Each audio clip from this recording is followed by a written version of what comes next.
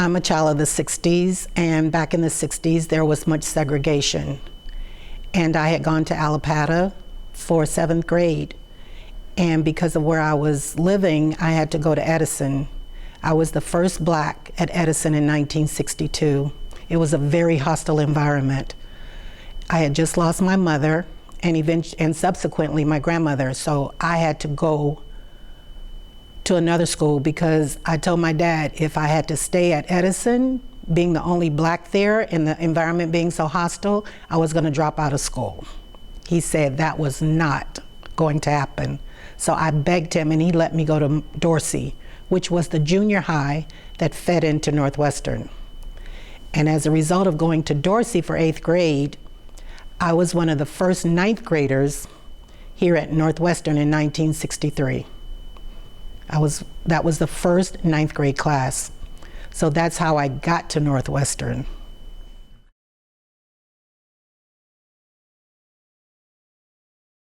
When I came here in 9th grade, it was very exciting because we had just finished junior high. We didn't have middle schools then.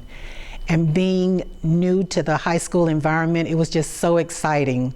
We had dances, pep rallies, the proms, but you couldn't go to the prom in the 9th and 10th grade. You had to wait until your junior and senior year. So it was something to look forward to, and that was very exciting. Also, we changed classes, and we were always apart. Northwestern was always a college-going community or culture. It always had that culture.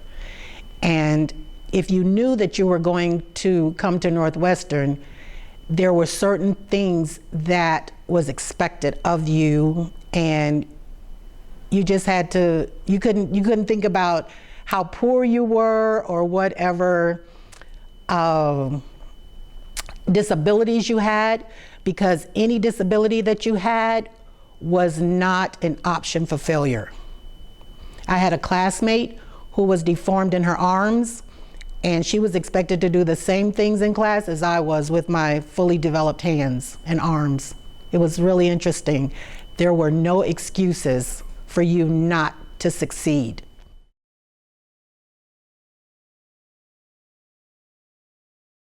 Well, Mrs. Roser Capers, my English teacher, was my first and foremost influence. All of the teachers gave us a sense of developing and being to your fullest potential. I'm a child of the 60s, so it was a different place, a different time in your understanding. Our community consisted of businesses that were all black. My mom was a business owner. She never worked for anybody. She had her own business from the time she graduated high school to the time she passed away. She had a business, and that was the path that was set for me and my 5 sisters and brothers, because it was 6 of us.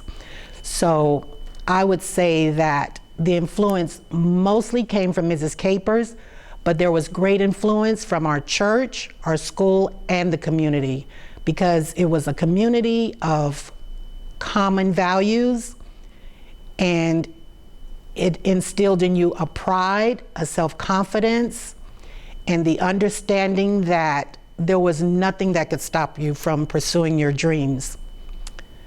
I remember the first time I was told that I was poor and needed financial aid to go to college. The guidance counselor said, "Lassiter, you're going to have to take these financial aid papers home and give them to your dad to complete, because you're going to need financial aid for college." And I was thinking to myself, that cannot be true. My dad never told me that I was poor and needed financial aid. And I thought, I'm going to take this home to my dad and tell him. And my dad said, "Nope, that's not true, baby." I said, "I thought so." So I took the papers back to the guidance counselor and I told him my father said, "No, I didn't need financial aid to go to college."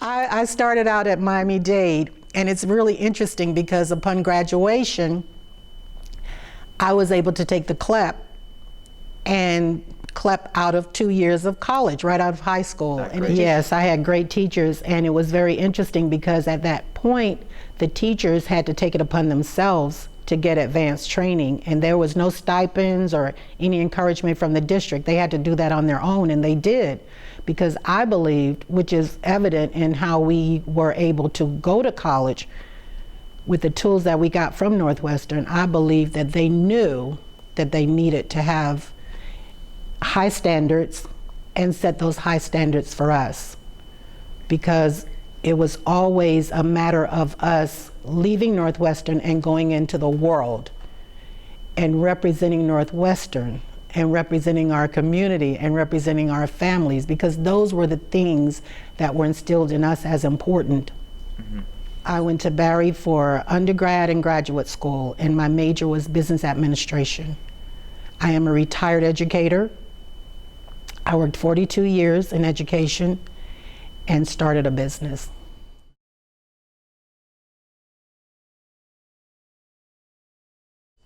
I have the Roker Resource Group, which is a property management organization. And in addition to that, I organize workshops in finance and grant writing and etiquette.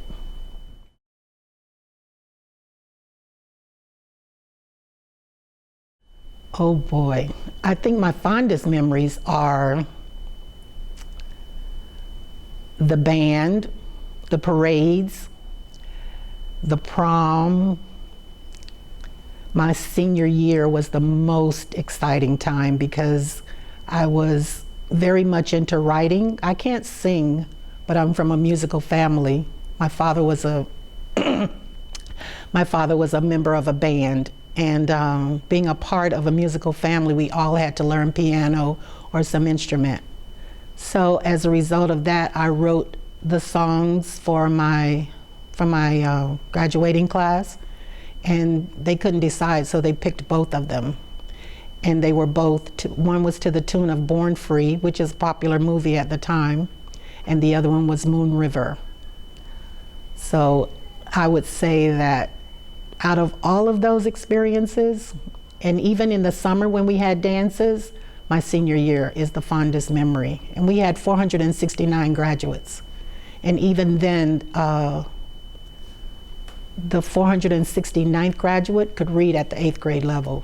That just shows you the caliber of education that we received here at Northwestern.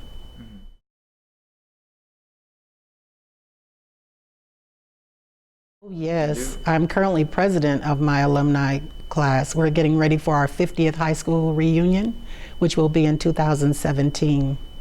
I was born on 65th Street and 14th Avenue, which they called the Projects, and now they call it the Pork and Bean Projects.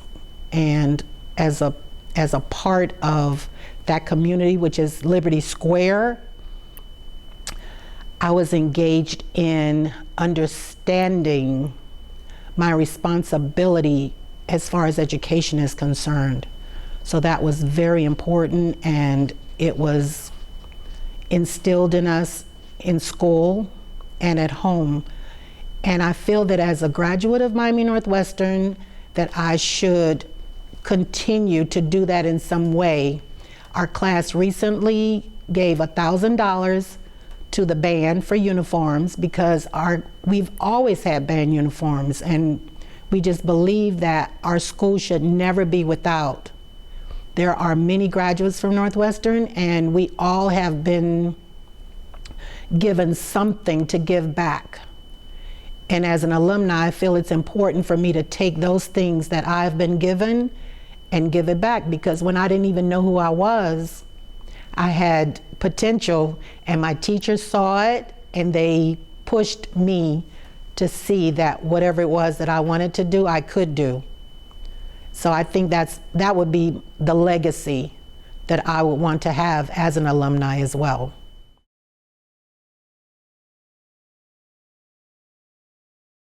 She was the Dean of Girls, and she was one that set the standard for how we would dress for school. The guys had to wear belts, so you know their pants were up on their waist. You could not be bare-legged.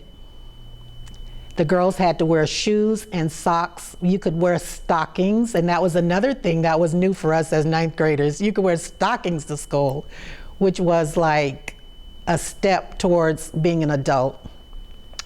Miss Edwards would always walk through the halls and make sure you were properly dressed. It was very interesting how you could be in 9th or 10th grade but not have the same privileges as juniors and seniors. You could wear lipstick. You didn't wear pants to school. If you were a girl, you couldn't wear pants and shorts. You could wear skirts and dresses. How much has changed since then? But Miss Edwards was the one that dictated how girls would behave and how they would dress. She set the standard, which I think was good. I don't think there was anyone that even disagreed. We respected her for that because that taught us self-respect. She set the example for how we should respect ourselves as young ladies and expect that from the guys. As a teacher, I've seen guys that would hit a girl on her bottom, and that would not ever happen at Northwestern during Ms. Edwards' time. Guys were not free or did not have the understanding that they could be free to touch you in any way. So I appreciate that because it taught me what I should expect from the opposite sex. And I had a big brother, so that further confirmed that no guy was supposed to put his hands on me.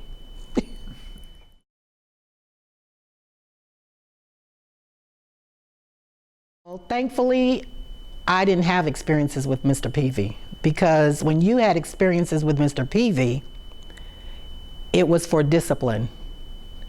And like I said, my brother was the one that had the experiences with Mr. Peavy.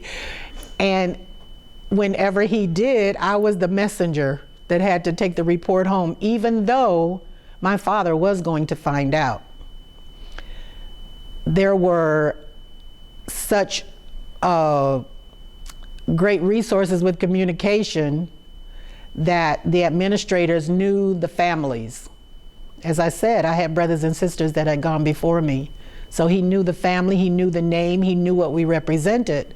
So when my brother became a troublemaker with smoking, he was able to come to me and say, tell your dad, and know that my father was going to know. He didn't have to worry about calling the house because he knew that I would tell my dad. And that was not a time when we gave out wrong information as far as phone numbers, because one of the administrators or a teacher could go to church that Sunday and see your parents and tell them whatever happened in school. So there was no way you could get away with anything. The neighbors knew and they would tell the parents. So there was a pipeline that was already in place. There was a network to filter the information so you couldn't hide from what you did or did not do in school.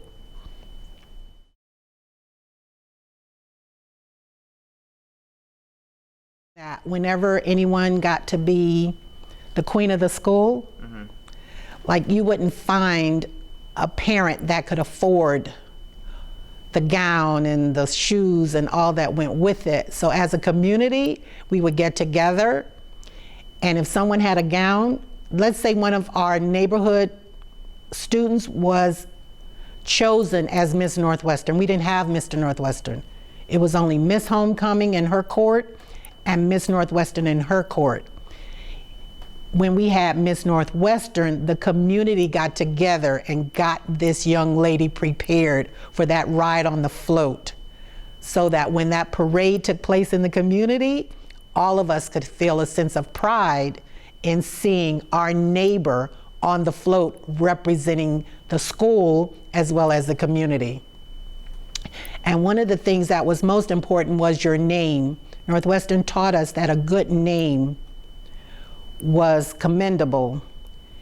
And for instance, my brother was in 2 grades ahead of me. When I was in 9th grade, he was in 11th grade. And Mr. Peavy, who was the dean of boys, told me one day to tell my father, he said, Lassiter, tell your dad I have Alonzo washing walls. That was the penalty for smoking in the bathroom, which was just awful. And as a 9th grader, seeing your brother washing walls, was disgraceful. It was like bringing a shameful thing to the name. I had a sister that graduated from Northwestern in '56. I had another sister that graduated in '61. My brother graduated in '65, and I graduated in '67. So I had to follow the name. And whenever I got into a class and they heard that I was a Lassiter, there were expectations already in place for me. So there was no room for me to deviate from excellence. But I wish Miami Northwestern High School a very happy 60th anniversary celebration, and I am so grateful and I feel honored to have this opportunity to be a part of the celebration, which the class of 1967 has a major part. So I say happy birthday and thank you for all that you have done for us.